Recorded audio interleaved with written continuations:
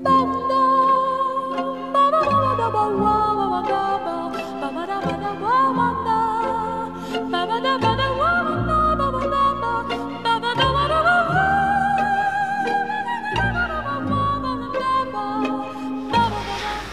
à tous, ici le Geekophile et je suis cette fois-ci avec non pas un mais deux invités. On a Florent, comme d'habitude. Salut. Et petite nouveauté, Nils, qui vient nous rendre visite pour cette émission. Qui est de passage. Qui est de passage dans la région. Et donc, on va vous parler chacun de notre top 5 des films sortis en mai. On va aussi inclure dans les films sortis en mai, comme la réouverture des cinémas avec en mai, les ressorties qui sont restés très peu à l'écran. Dont certains qui étaient peut-être dans les top 10 de l'année dernière. Voilà. Donc voilà, ça sera peut-être un peu doublon, mais en tout cas, on va vous reparler pour, c'est aussi pour que les gens puissent découvrir les films qui sont actuellement à l'écran. Et bien on commence tout de suite. Quelqu'un qui veut commencer? Tu veux commencer, Nils? Allez, pourquoi pas. Alors, du coup, en numéro 5, moi j'avais Oxygène d'Alexandre Aja qui donc est sorti sur Netflix parce qu'on a quand même eu un bon demi-mai où il y avait que du Netflix et du Prime encore. Et donc, Oxygène, donc c'est Mélanie Laurent qui fait du Uber Eats. Clairement. Si vous avez vu Uber Eats, donc c'est un peu le même concept. C'est tout un film dans un espèce de caisson comme ça, on sait pas où elle est, on sait pas ce qu'elle fait là, mais en gros elle se réveille dans un caisson et il y a une voix, celle de Mathieu Amalric qui joue un robot qui donc la conseille et lui dit, elle va essayer de survivre parce que bien sûr elle est en manque d'oxygène, d'où le titre. Et donc voilà, il va y avoir comme ça plusieurs péripéties, quelques twists scénaristiques assez sympas. Je le mets dans le top, mais je mets en 5 parce que c'est sympa, mais je pense que Mélanie Laurent, elle a peut-être pas les épaules pour tenir un film toute seule. Ce serait peut-être le petit bémol que je donne. Mais par contre, pour essayer de faire du genre en France, pour ce côté, il y a beaucoup d'effets spéciaux et tout ça, pour ce côté novateur qu'on voit rarement en France, je voulais quand même le mettre dans le top parce que pour moi c'est quand même un assez bon film. En tout cas, c'est très intéressant, je trouve. Il y a une petite dimension un peu christique cachée derrière. Il y a pas mal de choses à analyser, je trouve. Et je trouve ça assez intéressant, même si Mélanie Laurent, c'était peut-être pas mon premier choix. J'aurais peut-être pas pris Mélanie Laurent. Toi, tu l'avais vu aussi, Florent? Oui, j'ai trouvé sympa. Voilà, il y a 5 autres films que j'ai trouvé meilleurs. Mais ouais, non, c'était un bon. C'est ça, c'est sympa. Axel, je te le conseille. Voilà. Ouais, j'essaie de le voir parce que je ne l'ai pas vu, mais. Tu veux passer à ton top 5 peut-être? Alors moi en numéro 5 j'ai mis Promising Young Woman de Emerald Fennell. Donc elle a fait quelques courts-métrages, des clips. Là c'est son premier film où elle est toute seule. Avec Carey Mulligan qui jouait dans Gatsby et dans Drive notamment. Et Bo Burnham, alors lui il est surtout connu pour du one-man show. D'ailleurs il a fait 2-3 spectacles mais c'est un humour complètement délirant qui me parle beaucoup. C'est souvent hyper trash. Et là, le voir au cinéma, je fais waouh, qu'est-ce qu'il fout là? Et en fait, du coup, le film s'est vendu comme une espèce de Rape and Revenge sur le papier, mais c'est beaucoup plus profond que ça. En fait, c'est donc une femme qui va draguer des gens dans des soirées pour les ramener chez elle, pour finalement dire finalement, je suis pas si bourré que ça. Et t'arriveras pas à m'avoir. Donc, on voit qu'il y a un discours de fond sur du coup, forcément, le harcèlement féminin. Il y avait des youtubeurs qui disaient que si t'es un public féminin, tu perçois certainement le film différemment que d'un public masculin. Moi je l'ai vu vraiment comme un bon thriller, très bien écrit, je crois qu'il a eu l'Oscar du meilleur scénario, qui est vraiment bien mérité. Il y a certains passages de relations entre des persos qui fait peut-être un peu mièvre, mais comme ça évolue, en fait ça prend une autre tournure. Donc ça tu dis, voilà, parce que je me suis dit, attends, on est dans la comédie romantique. Ah bah finalement non. Et voilà, il y a des bons retournements. Donc c'est l'idée aussi de l'idée de femme-enfant. Est-ce qu'elle vit toujours dans une espèce d'univers rose bonbon pour cacher un mal-être, alors qu'en fait au final elle est beaucoup plus forte que ça, quoi. Il y a une bonne résonance et ouais, moi je conseille très grandement. Ok. Ton numéro 5? Et ben moi, mon numéro 5, c'est Le Dernier Voyage de Romain Quiro. Je le mets en top 5 parce qu'en fait j'ai bien aimé la démarche en fait du film. En fait le film était difficile à vendre Et même moi j'ai vraiment eu du mal à me dire qu'est-ce que je regarde parce que c'est de la SF mais c'est un conte un peu raconté par un enfant, etc. Ouais, c'est ça, c'est vraiment... Et en fait, si on prend ça comme c'est de la pure SF, bah ça va nous paraître nul parce que c'est pas de la grosse action de SF à la 5e élément ou des choses comme ça. Il y a ce côté très onirique du film. On a énormément de références à plein de trucs. En fait, tu peux faire un arrêt sur image et tu te dis, ok, ça vient de ça vient de Blade Runner. Ok, ça vient de Star Wars. Il y a plein de trucs. Et ouais, il y a des personnages qui font penser à des Stormtroopers. Enfin, il y a plein de références. Ça fourmille. Et ce que vraiment j'ai aimé dans ce film-là, c'est qu'on a une tentative de faire de la SF en France avec des moyens qui ne sont pas forcément grandioses. Et on a une image qui est quand même super belle. Le scénario est quand même un petit peu alambiqué pour la compréhension parce que en fait on voit ça en fait à travers les yeux d'un enfant. On a au début un enfant qui raconte un truc et le concept de base c'est quand même assez atypique. Il y a une énorme planète qui est apparue près de la Terre, qui a des ressources qui amènent énormément d'énergie puisqu'en fait les humains ont envoyé des satellites pour récupérer de la matière là-bas qui permet de produire de l'énergie. Et cette planète, en gros, elle va pas être contente et elle va se rapprocher de la Terre, elle va venir s'écraser sur la Terre. Un peu comme Mélancolia. Ouais. La lune qui veut détruire la Terre. Et là, du coup, apparemment, il y a une seule personne sur Terre qui serait capable de faire une mission et d'entrer dans l'atmosphère de cette planète pour envoyer des missiles nucléaires sur la planète et la faire exploser. C'est Bruce Willis? C'est pas Bruce Willis. Ça fait penser à ça. Mais c'est vrai que ça fait penser à ça. Et c'est très particulier. La fin, je ne vais pas la décrire, mais c'est vrai que c'est, disons, assez atypique, assez poétique et pas forcément facile à comprendre. Mais moi, en tout cas, j'ai trouvé l'initiative intéressante. Donc pour, on va dire, l'initiative, je le mets en 5e position. Et t'as un petit peu un sous-texte écolo. Ouais, aussi. Genre, t'as compris. Et puis bon, on voit Jean Reno en gros sur l'affiche, il a un rôle très mineur. Philippe Catherine joue dedans, ouais. Il fait un personnage très secondaire aussi, mais il permet de contextualiser, on va dire, certains trucs, mais sinon, voilà. Mais sinon, c'est pas beaucoup des acteurs très connus.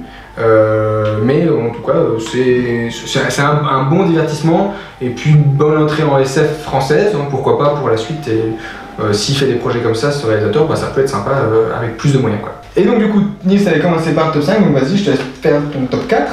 Oui, alors mon top 4, c'est un docu qui est sorti sur Prime qui s'appelle What Drives Us. C'est de Dave Grohl, donc le frontman du groupe Foo Fighters et qui est aussi le batteur de Nirvana.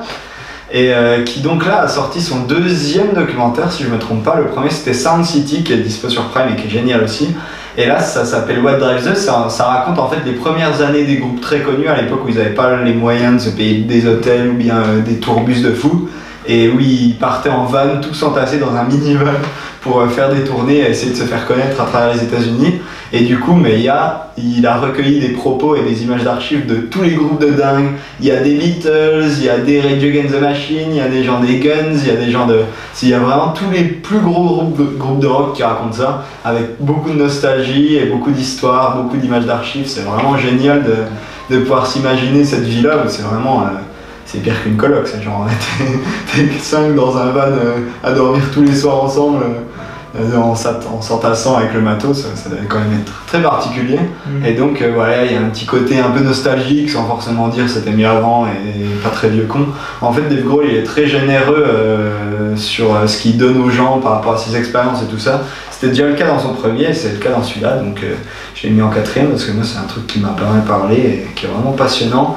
Et je pense que c'est le meilleur line-up de documentaires qu'on aura, c'est vraiment de la folie. Voilà pour moi.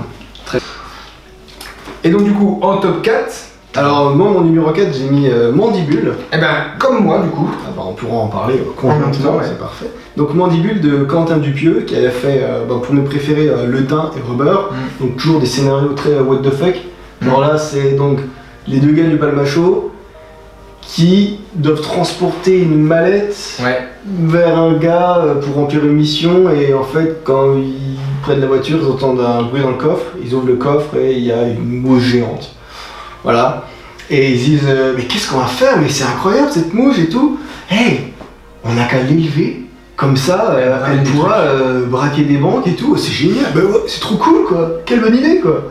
Et après il va leur arriver des trucs à la con. Ouais. Et les deux jouent des imbéciles mais complets. Ouais. Et en fait, tous les personnages sont extrêmement caricaturaux en fait. Y a pas, faut vraiment pas les prendre au sérieux en fait les personnages. Surtout pas. Le personnage de Adèle, voilà c'est ça. C'est n'importe quoi. Elle joue une fille qui a eu un accident quand elle était jeune et du coup elle parle comme ça. Et c'est super désagréable. Mais c'est la première fois. On n'avait pas vu la bonne annonce. Du coup, quand on était devant le film, on a fait c'est génial et c'est gênant. Ouais. Et puis du coup, il y avait un petit peu le mélange des deux. Donc cette actrice qui était connue par La vie d'Adèle ou Orpheline, tu vois, c'était des rôles très sérieux. Et là, j'ai l'impression qu'elle veut réorienter sa carrière vers un peu d'humour, un peu comédie. Et il y avait eu La Flamme déjà. Il y avait eu La Flamme, ouais, c'est vrai qu'il y avait eu La Flamme aussi sur laquelle elle avait fait de l'humour. Alors pour le coup, pour moi c'est pas le meilleur de Dupieux, mais il y a un petit côté rafraîchissant. Là il s'est dit voilà, je sors un petit film et bon finalement ça plaît bien autour. Le film est quand même assez court, l'histoire est assez simple et comme dans...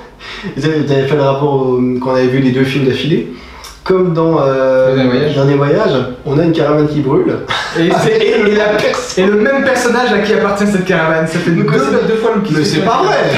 Nous, on l'a vu la même journée, donc dans la même journée, on a vu le mec se faire cramer sa caravane deux fois dans deux films différents. Ça nous a fait un peu marrer quand même. Ouais, non, mais sinon, ouais, le film est assez drôle, assez frais. Vraiment, ce qu'on disait, c'est vraiment pas prendre les personnages au sérieux.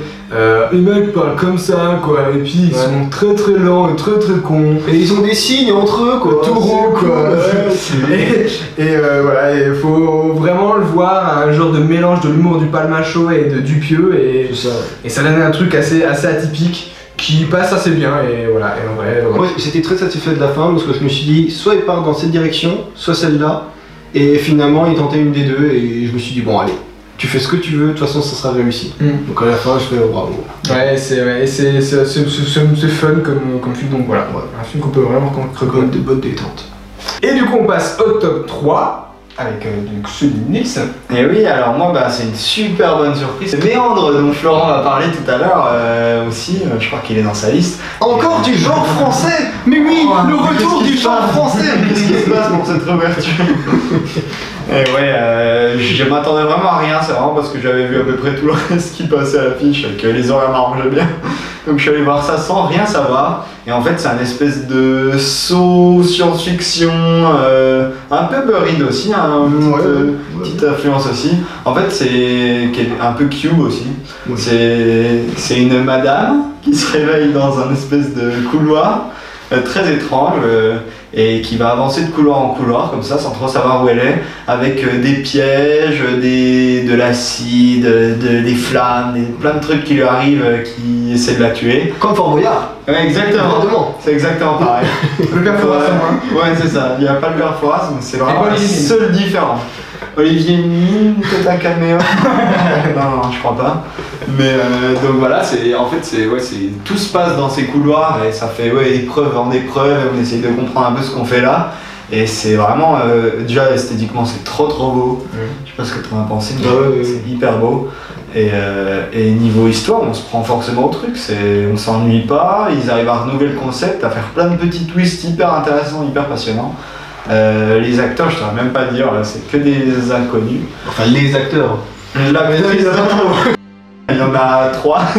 C'est assez restreint. Mais c'était un vrai plaisir et de savoir que ça vient de France. Ça vient de France? Ah oui, ça vient de France. Savoir que ça vient de France, ça fait quand même plaisir aussi. Top. Alors, mon numéro 3, moi j'ai mis The Father de Florian Zeller. Donc c'est un réal maintenant français, mais vu que le film est tourné aux États-Unis, c'est pas vraiment un film français. Donc lui, c'est son tout premier film, mais il est surtout connu en tant que scénariste pour des films pas ouf, vraiment pas ouf, c'est. Et il est aussi connu parce qu'il a écrit cette pièce de théâtre, donc The Father, qui est une des plus jouées dans le monde. Et là, il a eu 2 Oscars, je crois, déjà pour Anthony Hopkins, mais après le deuxième, je sais plus ce que c'était. Meilleur scénario adapté peut-être. Peut-être, ouais. Et du coup, on a Anthony Hopkins en personnage principal, donc Anthony Hopkins qui est super connu, je vais pas faire sa filmo évidemment. Et en personnage secondaire, on a Olivia Colman, donc qui s'est fait principalement connaître avec la dernière saison de The Crown et son rôle de reine dans La Favorite. Et en fait, là, tout le film, c'est la maladie d'Alzheimer, mais vu du point de vue du mec. Donc le gars a la maladie d'Alzheimer, et on suit un scénario qui est finalement très simple, et en même temps ultra confus. Vu qu'on est dans sa tête, il va avoir des espèces de passages temporels, genre des sauts de temps, où il va revoir des persos, il va dire attendez, vous êtes qui, vous êtes mon beau-fils? Mais non, rappelle-toi, en fait, je suis le nouveau mari, le gars que tu viens de croiser à Paris et tout ça. Je fais attends, mais le gars est complètement paumé, nous aussi on est paumé, parce qu'on le suit. Et en fait, on se rend compte à quel point cette maladie, elle est terrible en fait. Elle détruit tout, elle amène à une folie. Et le gars, en même temps, il essaie de se raccrocher à une réalité. Ça veut dire que des fois, il va feindre genre « Ah mais non, bien sûr, je sais exactement qui t'es », alors qu'en fait, lui-même est paumé. Et il va avoir des espèces d'accès de colère à certains moments. Et c'est extrêmement bien joué. Là, forcément, il se repose sur un excellent acteur qui arrive à, comment dire, à passer presque du rire aux larmes à la méchanceté, à des fois la mesquinerie. Quand on a cette infirmière qui vient, il commence presque à la torturer, comme ça c'est assez malsain. Mais je ne le mets pas plus haut, parce que disons que objectivement c'est excellent, il devrait finir top 1, mais il m'a pas transporté plus que ça. À la fin je me suis dit, oui, formellement c'est extrêmement réussi, mais est-ce que je le garderai comme un truc qui m'a le plus touché de l'année? Peut-être pas. Donc voilà, je le conseille très fortement en tout cas. J'étais un peu déçu par la fin, moi, c'est pour ça qu'il est pas dans mon top. Bah, comme disait Axel, en fait c'est tout va mal et à la fin ça va encore pire. Par contre, ne le regardez pas si vous avez la maladie d'Alzheimer, sinon vous n'allez pas comprendre le film. Ou alors si vous avez un proche qui a une maladie d'Alzheimer. Si vous avez un proche qui a une maladie d'Alzheimer et que vous vivez très très mal, ouais, c'est pas une bonne idée. Ça va regardez plutôt. Regardez plutôt What Drives Us, c'est plus sympa. Alors ton numéro 3, Axel. Alors mon numéro 3, je vais faire polémique parce que les deux n'ont pas aimé, c'est Falling de Viggo Mortensen. Moi je trouve que c'est une bonne première réalisation dans le sens où c'est presque un documentaire sur la démence sénile en fait. Alors voilà, c'est peut-être pour ça que je l'ai apprécié, parce que j'ai une déformation professionnelle de voir en fait que la démence sénile donc du père de ce personnage-là, elle est assez bien retranscrite. Et un petit peu comme dans The Father, dont j'en parlerai aussi un petit peu après, parce que je l'ai mis à peine plus haut, on a cet aspect pathologique, et donc du coup voilà, c'est vraiment dans la déformation professionnelle de regarder les films, parce que ça parle de maladie. Mais il y a un aspect moi je suis quand même assez touchant, je trouve, de ce père qui, certes, est un gros con et qui devient de plus en plus un gros con parce que il y a certains appellent un syndrome frontal, c'est vraiment, il n'y a aucune limite, quoi. Il balance ce qu'il pense sans filtre. Et ça en fait des scènes très crues, et on voit un fils Viggo qui est extrêmement patient jusqu'à un certain moment où ça a pu aller. Et moi je trouvais quand même assez touchant. Peut-être que j'ai trouvé particulièrement touchant parce que dans ma famille j'ai un grand-père qui a eu des AVC et qui a du coup un petit peu ce genre de comportement, et peut-être que j'ai un peu identifié, c'est pour ça peut-être que j'ai plus apprécié que Nice et Florence ce film. Mais voilà, je trouvais quand même intéressant dans sa manière d'être. Je suis d'accord à dire qu'il est quand même longuet, j'aurais peut-être pas mis aussi long, j'aurais peut-être enlevé certaines scènes qui sont peut-être un peu pas utiles pour le développement. Ou répétitives. Mais en tout cas, moi je trouve que pour une première réalisation c'est plutôt encourageant, et c'est plutôt un bon début. Et voilà, bon après, ça m'a fait rire parce qu'en le voyant je me suis dit tiens, c'est un américain qui fait un film, un drama français. Ah oui, clairement. Et ça m'a fait rire quand même. Bon, je vois beaucoup de drames français, donc du coup, moi ça me dérange pas et j'aime bien. Donc voilà, ça m'a fait quand même penser à ça. Je me suis dit, putain, ça aurait été marqué, je sais pas, un réalisateur français, ça m'aurait pas choqué du tout. Mais ouais, donc bon, moi c'était un film que j'avais plutôt apprécié. Après, j'ai trouvé sympa, c'est pas un film que je l'ai détesté, je dire oui, bon, d'accord, ok. Ouais, il sera pas dans la liste, mais ouais. Je trouvais sympa. C'est juste que comme c'est vraiment hyper personnel pour lui, comme tu dis, si toi ça te touche personnellement, ça a dû plus te plaire, et si par contre vous n'êtes pas touché personnellement, il n'y a pas grand chose d'autre à en retirer, en tout cas, j'ai l'impression. Et du coup, on passe au top 2, donc Nils. Moi j'avais Adieu les cons en top 2, c'est une ressortie, mais en fait quand je l'ai revu après, j'ai vu 2 fois, j'ai vu une fois avant et une fois après la fin du monde.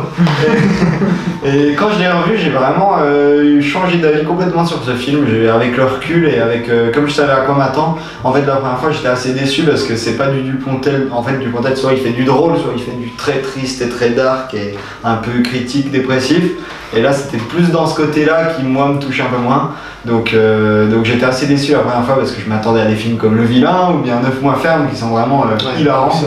Et pour moi c'était un peu le retour à ça, surtout avec la bande-annonce qui comme d'habitude, surtout en ce moment, je sais pas vous, mais moi j'ai l'impression que les bandes-annonces elles sont de pire en pire. Ouais, ça vraiment tout sur le film. Je sais pas si vous avez vu celle du discours, mais c'est une horreur. Ouais, ça donne tellement pas envie. Enfin bref. Et du coup la bande-annonce bandait vraiment du Pontel comme ça, joyeux, hyper riche et hyper... Alors c'est le cas aussi dans le film, mais il y a vraiment aussi une part très très sombre qui moi m'a un peu déçu la première fois. Et du coup en le revoyant je m'attendais plus à ça, je m'attendais vraiment à un film plus nuancé. Et ça m'a vraiment touché, j'ai trouvé ça vraiment, il y a des moments de bravoure incroyables, il y a ce personnage qu'Alzheimer qui est vraiment très très touchant, tout son arc est incroyable. Nicolas Marié est toujours aussi génial, c'est dommage qu'on le voit que j'ai du Pontel parce qu'il est vraiment trop fort. Oh non, on le voit aussi dans 30 jours max. Ah ouais. Donc finalement ce serait bien qu'on le voit que chez Dupontel. Mais ouais, Adieu les cons c'est vraiment hyper touchant. Virginie Efira elle est incroyable, j'ai trop hâte de voir le moi aussi. Et vraiment tout est trop bien, il y a juste le petit bémol, c'est ce petit discours très très très très anti-flic. Parce que tu es pro-flic donc c'est ça. Je ne peux pas vous laisser dire ça. Non mais il y a un côté vraiment très très politique, un peu lourdingue dans le film, qui vraiment aurait gagné à être un peu plus lisse, mais bon c'est du Pontel, on s'attend un peu à ça aussi. Mais une fois qu'on arrive à passer au-dessus de ça, et puis le discours un peu, c'est bien d'harceler les filles aussi, qui est un peu bizarre. Oui, ça m'a fait un peu. Quand j'ai vu ça, je me suis dit, où est-ce que tu vas mec? Où est-ce que tu vas? Oui, bah c'est pas sa faute s'il harcèle les filles. Mais non, c'est romantique. Ouais, c'est hyper romantique. Harceler les filles, n'hésitez pas, vraiment, c'est le message du film. Mais si on passe au-dessus de tout ça, c'est vraiment un film vraiment très très beau et c'est en tout cas dans l'année, c'est un des meilleurs, ça c'est clair. Ouais. Toi Florent du coup. Alors mon numéro 2, moi j'ai mis Slalom de Charlène Favier. Donc vous avez vu aussi, mais visiblement vous avez moins aimé. Ouais, moi. Parce que vous n'avez pas de goût. Alors c'est le tout premier film de cette réalisatrice. Donc en personnage principal on a Noé Habitat qui s'est fait connaître par Ava, un tout petit film que j'avais adoré l'année de sa sortie. Et en personnage secondaire on a Jérémy Régnier qui s'est principalement fait connaître dans Clo-Clo. Et récemment que j'avais adoré dans L'Ordre des médecins. En fait l'histoire c'est une fille qui est en sport-études, donc qui est complètement larguée par sa famille. Sa mère lui dit vas-y, tu fais ses études, t'es toute seule dans ton petit appart. Et elle donc elle veut apprendre le slalom pour faire presque les JO. Et là on va avoir Jérémy Régnier. Voilà c'est ça, slalom en ski oui. Et on a Jérémy Régnier qui se dit hey, mais attends elle est vachement prometteuse, je vais la prendre sous mon aile. Et en fait lui, au début, on va se dire bon, ça va être un espèce de mentor Pygmalion, et plus le film va avancer, plus on va entrer dans quelque chose de beaucoup plus malsain, beaucoup plus grave, voire délictueux. Et en fait, ce que j'ai aimé dans le film, c'est le discours ultra ambigu, parce qu'on sort d'un espèce de manichéisme qui voudrait que le personnage du mec soit ultra sombre et traité comme un grand méchant, et elle d'une pureté absolue. Et en fait, on va se rendre compte que c'est plus nuancé que ça. On est dans une espèce de zone de gris où chacun tire un peu profit de la situation tout en se rendant compte qu'il fait quelque chose de mal. Et je trouvais que même au niveau réel, il y avait une grande intelligence, à la fois dans la façon de filmer le sport, d'intégrer les persos dans l'idée de la montagne, comme une espèce d'immensité, eux perdus au milieu de tout ça, et dans certaines scènes de sexe, vraiment qui vont très loin, qui sont très aboutis. Je trouve que le film était assez culotté là-dedans. Et même au niveau de la colorimétrie, tu mettrais bien la fiche rouge. On a presque un rapport avec le giallo. Ça peut peut-être être un peu poseur, j'ai entendu des critiques un peu genre ouais c'est bon on a compris ton influence. Mais moi ça m'a plu, ça a bien marché. Donc ouais je recommande Slalom. Ouais. Moi j'avais surtout un problème avec. En fait, j'ai l'impression qu'il raconte pas grand chose. Enfin, c'est pas qu'il raconte pas grand chose, c'est qu'il va pas au bout de ses idées et on a l'impression qu'il pose quelque chose et qu'il l'emmène nulle part en fait. En fait, j'ai l'impression que soit tu pars sur ce côté relation avec le coach et tu fais un film là-dessus, soit tu pars sur le côté sport-études, entraînement dur et tout et tu fais un film là-dessus. Mais je pense qu'ils sont un peu perdus entre les deux et que du coup, ni l'un ni l'autre ne va vraiment au bout de son arc un peu narratif. Il y a une fin qui est assez étrange là-dessus, c'est très abrupt, où on a l'impression que rien n'est vraiment fini. Je sais pas s'ils n'arrivaient pas à conclure ou s'ils voulaient pas faire manichéen du coup. Après, c'est son premier film, c'est plutôt. Oui, après, mais c'est très beau par contre, ça je suis d'accord. Axel, t'as pas vu un rapport aussi, peut-être un peu avec Mignonne, tu sais, dans l'idée de la fin qui peut être liée un peu à ça, genre. Oui, c'est sûr, c'est sûr. Trop obscène, douteux. Et puis... Après, j'ai trouvé moins bien amené que Mignonne quand même. Oui. Sur celui-là, que Mignonne, je suis vraiment trouvé ça très bien amené. Je suis d'accord avec Nils en fait sur l'aspect, c'est pour ça que je l'ai pas mis dans la top, je suis sorti, j'ai fait ouais, ça. Où est-ce qu'on. Ah, mais comment on est arrivé là J'ai pas été pris. Moi, c'est vrai que j'ai pas été pris plus que ça. C'est le tout premier film que j'ai vu à la ouverture, j'étais tout seul dans la salle, j'étais super content. À la fin, je me suis dit, waouh putain, bravo, c'est tellement content de retourner salle. C'est vrai que ça m'a fait. Moi, ça m'a aussi. Ça m'a bien fait penser à L'amour est un crime parfait des frères Larrieux, je sais pas si vous voyez ce film-là. Je vois très bien quand vraiment super bien, avec ce côté vraiment malsain dans la neige, qui vraiment là est vraiment super réussi. Moi je vous recommanderais plus ça qui est pour moi mieux foutu là-dessus, même si le thème est pas vraiment le même, l'ambiance est vraiment similaire. Et puis pour moi mon top 2, on en a déjà parlé, c'est The Father. Je vais pas rajouter grand chose, je vais encore faire ma déformation professionnelle et voilà en fait.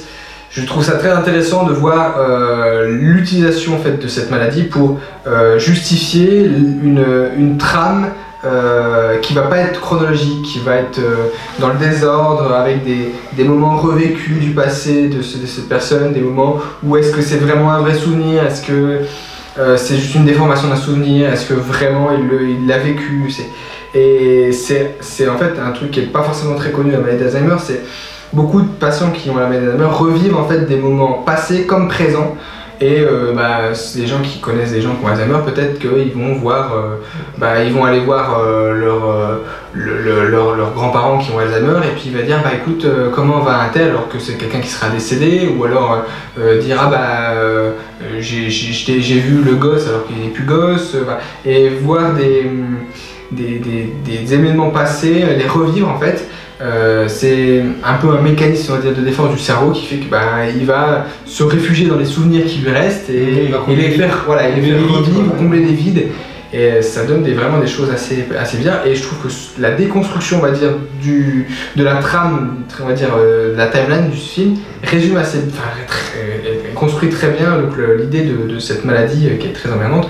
Et évidemment, on a des acteurs qui sont très bons, notamment avec Anthony Hopkins, qui mérite amplement son Oscar. Et même les autres acteurs, il y a aussi Mark Gatiss, c'est ça, ce que j'allais dire, il y a Mark Gatiss, qui a joué dans la série Sherlock et qui fait donc le frère de Sherlock Holmes. Il y a aussi Rufus, je sais plus comment, qui joue le mari, que moi je connaissais de la série la série The Man in the High Castle aussi, qui est une très bonne série. Voilà, les acteurs sont tous très bons et ça passe vraiment, vraiment très beau film sur cette maladie. Et enfin, on passe au top 1 avec Nils du coup. Ouais, moi du coup mon top 1 ce sera Promising Young Woman, qui pour moi est... Bon alors il faut savoir que je l'ai vu dans une période où j'avais vu tous les autres films des Oscars, qui sont vraiment pas tous bien et pas tous fins sur les films qui dénoncent, parce que Promising c'est un peu un film qui dénonce, mais c'est clairement le plus subtil de tous. Et donc ça m'a peut-être aidé à le mettre en top 1, parce que du coup j'ai tellement apprécié en comparaison avec les films que j'avais vus avant que je pense que ça m'a encore plus aidé. Je l'ai revu quand même au ciné, j'ai toujours trouvé ça bien. Pour moi, c'est tout ce que tu as dit, je suis complètement d'accord. C'est vraiment, en fait, Bob Burnham, il est incroyable. On l'avait vu, il faisait un petit rôle dans The Big Sick, qui est sur Prime, et qui est un super film. C'est vraiment super. C'est un peu un outro ou rien en histoire vraie et tout d'un humoriste avec sa copine et tout. C'est vraiment trop bien, avec Zoé Kazan. Bref, on parle pas de ça, mais Promising Woman, quel plaisir de voir Carey Mulligan faire autre chose que la potiche amoureuse qu'elle faisait dans les autres films. Elle a déjà fait des films qui étaient genre, c'était quoi, c'est Loin de la foule déchaînée, j'ai bien aimé. J'ai aussi Femme Forte, donc c'est un film d'époque, bref. Ouais, mais elle a vraiment été connue pour des films où elle disait pas grand chose et où elle était amoureuse du grand héros. Ouais, même dans Shame, elle parle pas beaucoup. Mais du coup, là, c'est vraiment cool d'avoir s'affirmer et on sent qu'elle prend un plaisir fou à faire ce film. Et dans ce discours féministe qui est assez, pas à la mode, mais assez puissant en ce moment, c'est vrai qu'on a une vision beaucoup plus nuancée où en fait c'est un rape and revenge, mais en même temps la revenge elle est pas si jouissive, il y a vraiment un côté, même elle se fait du mal en le faisant, elle peut pas vivre sa vie, et comme tu dis, il y a tellement de fausses pistes de genre, on pense qu'on va partir sur une comédie romantique, en fait pas du tout, on pense qu'on va partir sur un thriller, en fait pas du tout, et tout ça se mélange dans un film qui pour moi est hyper riche, avec des influences de partout. Bah, en fait, on a à la fois un discours de fond et en même temps ça reste divertissant. C'est ça, c'est exactement ça qui manque. Ça reste plaisant. Alors que du coup, des fois tu dis ah oui, c'est quand même très dur ce qui se passe. Ouais, mais rien à faire. Par exemple, Judas and the Black Messiah. Oh, moi j'ai bien aimé. Il y a un gros message, mais pour moi ils oublient complètement de faire un film et c'est juste un message. Ouais, j'ai peut-être plus aimé. Et Mariné, c'est pareil, le buzz de Mariné pour moi c'est. Oh, j'ai pas du tout aimé. C'est vraiment. En fait, on fait un discours au détriment de la qualité de film en tant que film. Mais c'est ce que je disais à Axel, c'est le t'as compris. T'as compris. Et du coup on oublie. Ah bah zut, on a oublié qu'on devait raconter l'histoire avec du rythme et tout. C'est pareil pour Billie Holiday aussi qui est sorti récemment, je sais pas si vous J'ai pas avez vu celui-là, pas mais c'est vraiment. Il se passe rien quoi. Donc, on est là pour conseiller des films, pas pour déconseiller. Je les flops 5 de chaque année, on n'y est pas encore. Mais du coup, donc Promising en tout cas c'est vraiment un très bon film avec un très bon discours et ça le met directement en top 1 pour moi de mai. Du coup, toi Florent, ton top 1. Ouais, alors moi comme d'habitude je vais citer 3 ou 4 films que j'ai bien aimés, voilà. Et après je parlerai du top 1. Donc en film que j'ai bien aimé, j'ai vu Balloon de Pema Tsenda. C'est une réalisatrice tibétaine, super chaud à dire. C'est un super film sur la contraception. Donc Balloon, parce qu'en fait t'as des gamins dans le film, ils trouvent des capotes et ils font des ballons avec, c'est excellent. Mais ouais, c'est un drame, hein, c'est un drame. Mais c'est vraiment bien fait et ouais, là aussi très poétique, très touchant. J'ai vu Adolescence explosive sur Amazon Prime de Brian Dufield. C'est un truc un peu humour noir, mais en même temps film de collège, lycée. Et en fait, il arrive bien à maintenir les deux caps. C'est-à-dire qu'on est vraiment avec cette histoire d'adolescents qui vont exploser comme ça. Donc ils vont se dire mon Dieu, ça veut dire que nous aussi ça va nous arriver. Mais on va quand même réussir notre bac. C'est assez prenant, moi je trouve ça très attachant. J'ai vu donc Le Dernier Voyage, que je trouve plutôt sympa, avec une très belle photographie. Et vraiment, il faut le voir comme un conte, plus que comme un film de science-fiction, où alors tout doit être cohérent, sinon on va dire maintenant c'est pas logique, je comprends pas pourquoi ils font ça, c'est débile et tout ça. Pourquoi ils prennent leur voiture pour aller dans les airs alors qu'ils sont sur une route, c'est complètement débile, il ferait mieux de voler tout le temps. Des trucs comme ça. Sinon, j'ai vu un super documentaire sur YouTube, donc le documentaire de In the Panda, qui s'appelait 300 jours, 1 an sans cinéma. Je sais pas si ce documentaire aura encore une légitimité dans 10 ans, mais disons que là, en le voyant juste après avoir vécu donc presque 1 an sans cinéma, on a donc tous les distributeurs, les producteurs qui parlent de leur travail, de leur inquiétude pour le futur. Et voilà, il amène des bonnes questions, même sur la chronologie des médias. Donc des fois, ça s'éloigne un petit peu de toutes les restrictions gouvernementales, mais c'est assez bien traité. Et voilà, c'est un film qui dure à peu près 1h40 et ça reste passionnant tout le long. C'est un bon documentaire. Et donc, mon numéro 1, c'était ton numéro 3 ou 4, c'était Méandre de Mathieu Turi, qui avait fait Hostile, donc pas le western, hein. Hostile, le film d'horreur récemment. Il a fait aussi un court passage dans Abyss of Dead. Et là, c'est un excellent film de science-fiction qui se tape des très mauvaises critiques partout, qui a des notes pourries partout, mais vraiment je comprends pas non plus les gens. C'est quoi la haine envers ce film quoi? C'est un film de genre français, donc comme on disait, Cocorico, bravo, retour du genre. On a une Gaia Weiss que j'avais jamais vue dans autre chose que peut-être 2-3 séries droite à gauche. Et là en fait on a une espèce de mélange entre Gravity pour le côté la femme qui a perdu une enfant et qui va essayer de se rapprocher à son souvenir et qui va être toute seule dans un monde hyper hostile avec son souvenir qui va lui revenir en tête. Ouais, qui va se remettre par le danger et par la survie en fait. Voilà, c'est ça. Au niveau des décors, ça fait forcément penser à Cube. Moi j'ai aussi énormément pensé à un jeu vidéo qui s'appelle Prince of Persia, celui de 87. Mais il y a des pièges dans ce film où je me suis dit, non, c'est pas vrai. Le gars a joué à ce jeu, il a adoré, il s'est dit, hey, si je fais un film plus tard, je mettrai ça. Et moi, quand j'ai vu le film, j'étais tout seul dans la salle, t'avais l'impression que le réal s'est dit, Florent, je prends tes références et je fais ton film pour toi. Donc là, j'avais l'impression, même en lisant les critiques, d'être le seul à aimer un truc qui a été fait pour moi. Donc en plus, moi qui fais de la spéléo, il y a des passages qui sont hyper resserrés avec du coup des méandres, avec des laminoirs. Je me suis dit, bah oui, c'est de la spéléo. Donc je ressentais pas forcément le côté claustrophobique, mais je me suis dit, être là-dedans en fait. J'adorerais être dans ces espèces de couloirs qui se resserrent avec ces trucs de lance-flammes et tout ça, avec même les mécanismes. Dans le film, il y a des monstres qui apparaissent, sans trop en dire, mais disons que tout est développé de façon logique. Ça veut dire que on va avoir un perso qui va vivre des choses incroyables, ou avec des espèces de thématiques presque de jeux vidéo, avec du die and retry, mais tout est logique dans le film. Donc si on est avec elle, si on comprend où le film va aller, bah franchement c'est du caviar. Tout le monde me suis dit, oui, tout est logique, oui, si elle fait ça, c'est évident. Donc il y a peut-être des gens qui étaient complètement paumés, mais je comprends pas. J'ai trouvé ça aussi logique parfois que Under the Silver Lake. C'est complètement incohérent, mais quand t'es avec lui, tu te dis oui, tout ce qui est fait est parfaitement évident. Faut rentrer dedans, quoi. Moi j'étais mais satisfait de bout en bout. Et du coup, ils reprochent quoi les gens dans les critiques? Non, ils disent ouais, c'est un sous-cube, dommage que ce soit français, ah là là, on n'arrive à rien réaliser, c'est quoi cette tête de mort qui apparaît, c'est débile et tout. Je fais mais non, mais putain, mais moi j'étais devant, je fais mais c'est génial, tout le monde c'était génial. Donc celui-là, il a de grandes chances, pas d'apparaître que en top de mai, mais peut-être en fin d'année. Celle, ton numéro 1, qu'est-ce que c'est? Et ben mon numéro 1, c'est la ressortie dont Nils a parlé déjà, c'est Adieu les cons.